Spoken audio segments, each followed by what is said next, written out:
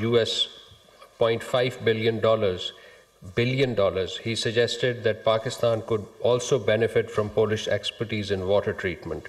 He appreciated Pakistan's role in promoting peace, regional stability, and progress. Both sides agreed to enhance contacts to further consolidate cooperation. This week, our Deputy Prime Minister and Foreign Minister, Senator Mohammad Ishaq Dar, had three important telephone conversations.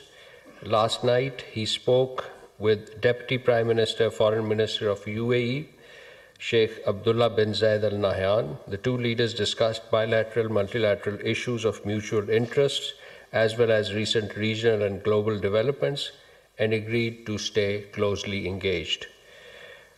Secondly, the DPM and FM had a telephone conversation with Foreign Minister of Saudi Arabia, Prince Faisal bin Farhan, on 21st October.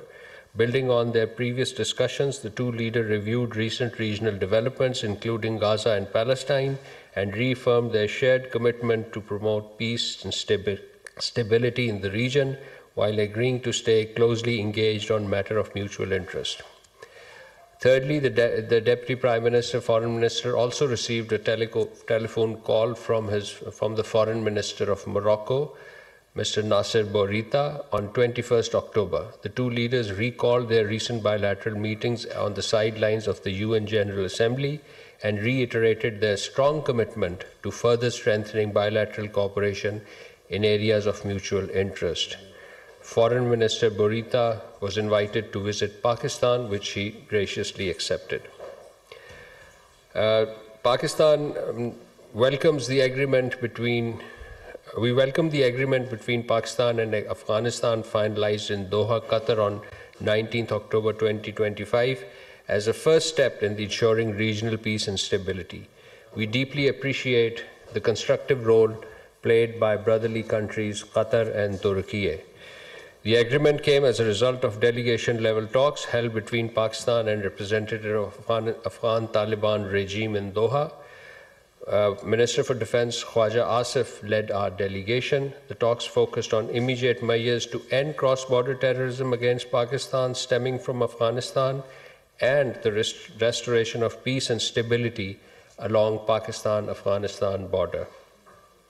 Pakistan also looked forward to the establishment of a concrete and verifiable monitoring mechanism in the next meeting to be hosted by Turkey in Istanbul on 25th October 2025 to address the menace of terrorism emanating from Afghan soil towards Pakistan and prevent any further loss of life of Pakistanis.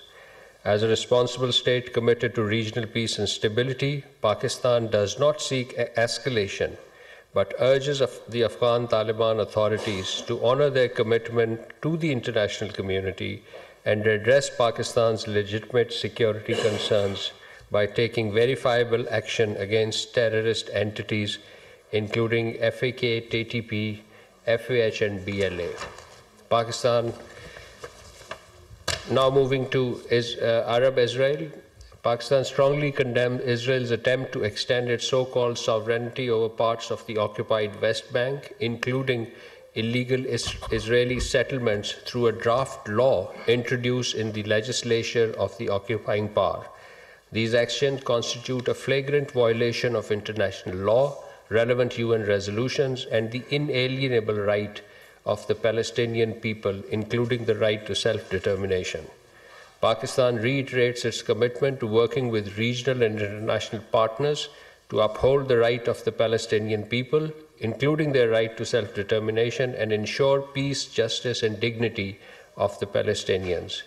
We also reaffirm our unwavering support for the Palestinian cause, including the establishment of an independent, sovereign, viable, and contiguous state of Palestine based on pre-1967 border with Al-Quds al-Sharif as its capital. And as you must have noticed, on 22nd October, the advisory opinion of International Court of Justice was issued, which we welcomed. The advisory opinion was on the obligations of Israel in relation to the presence and activities of the United Nations and other organizations and third states in relation to the occupied Palestinian territory. The ICJ has unequivocally established that Israel, as the occupying power, is under legal obligation to facilitate and not obstruct humanitarian relief operations by the United Nations and its entities, especially by the United Nations Relief and Work Agency for Palestinian Refugees in the Near East, UNRWA.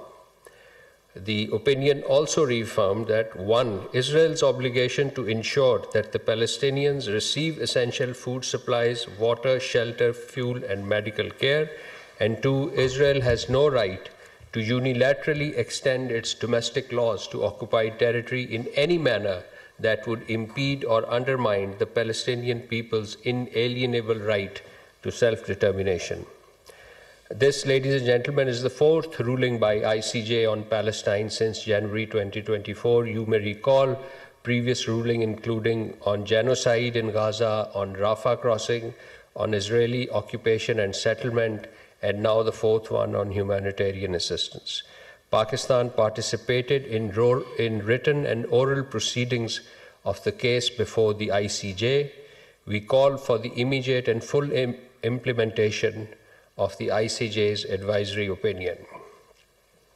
Building on this ICJ's decision, in a joint statement yesterday, the OIC and the State of Palestine, with Pakistan, Jordan, Indonesia, Turkey, Djibouti, Saudi Arabia, Oman, the Gambia, Qatar, Kuwait, Libya, Malaysia, Egypt, Nigeria, and the Arab League, issued a joint statement condemning in strongest terms the approval of Israeli Knesset of the 2 draft laws aiming to impose so-called Israel sovereignty over the occupied West Bank and on Israeli illegal colonial settlement as a blatant violations of international law, the United Nations Security Council resolution, particularly Resolution 2334, which condemns all Israeli measures aimed at altering the demographic composition, character, and status of the occupying Palestinian territories, including the status of East Jerusalem.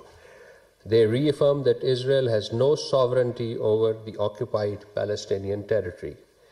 The joint statement welcomed the advisory opinion of the International Court of Justice issued a day prior to the issuance of this joint statement. Moving on to the domestic front, ladies and gentlemen, Pakistan's Space and Upper Atmosphere Research Commission, the SPARCO, has achieved a major milestone with the successful launch of Pakistan's first hyperspectral satellite, HS-1, from a Chinese satellite launch center. The satellite will enable precise monitoring and analysis of land use, vegetation, health, water resources, and urban development. It will enhance national capacities in precision agriculture, environmental monitoring, urban planning, and disaster management. This will improve resource management and strengthen resilience to climate-related challenges. It will identify geohazard risks, thereby promoting sustainable infrastructure development. This marks a pivotal step forward in Pakistan's space program and reaffirms SPARCO's professional excellence and highlights the long-standing collaboration between Pakistan and China in peaceful exploration of space and its application for socio-economic progress. The Deputy Prime Minister and Foreign Minister commended the scientists of this project. On 16th October, Pakistan's Minister for Commerce, Jam Kamal Khan Sahab, along with the Minister for Transport of Ethiopia, Mr. Elumu Faisa, inaugurated the 5th Pakistan of Africa Trade Development Conference and Single Country Exhibition in Addis Ababa, Ethiopia. The event featured over 110 Pakistani exporters from 11 sectors under Pakistan's key initiative of Engage Africa policy, which aims to strengthen economic trade and investment ties with Africa, a region rapidly emerging as a global economic powerhouse. On sidelines of the event, the Minister of Commerce held a bilateral meeting with the chairperson of the African Union Commission, Mr. Mahmoud Ali Yusuf, at the headquarters of the African Union in Addis. The two leaders resolved to work towards institutionalizing cooperation in the field of agri-tech, food security, healthcare, education skills development, trade and investment. the chairperson of the African Union was extended an invitation to visit Pakistan, which he gladly accepted. Pakistan, ladies and gentlemen, took part in the 19th mid-term ministerial meeting of the Non-Aligned Movement held from 15th to 16th October in Kampala, Uganda, under the theme Deepening Cooperation for Shared Affluence. The Pakistan delegation was led by our Special Secretary for Multilateral UN Affairs, Mr. Nabil Munir. In Pakistan's national statement, Special Secretary Nabil Munir emphasized NAM's vital role in promoting peace and development amid global challenges, including the unresolved disputes of Jammu and Kashmir and Palestine and the climate crisis. He reaffirmed Pakistan's support for NAM's principled stance on the right to self-determination for people under foreign occupation and condemned rising Islamophobia and war rhetoric in South Asia. On the sidelines of the meeting, Special Secretary Nabil Munir held a meeting with the Foreign Minister of Uganda and other NAM leaders. The meeting concluded with the adoption of Kampala Declaration and a comprehensive outcome document which recognized Pakistan's contribution to peace and stability in the Middle East. And finally, ladies and gentlemen, Pakistan this week conveys its heartiest congratulations to Her Excellency Madame Saneh Takaichi on her election as the Prime Minister of Japan and on the appointment of His Excellency Motegi Toshimitsu as the Foreign Minister of Japan. We look forward to working closely with Japan to further strengthen the enduring friendship and cooperation between the two countries. I thank you all, and I now open the floor for question answers.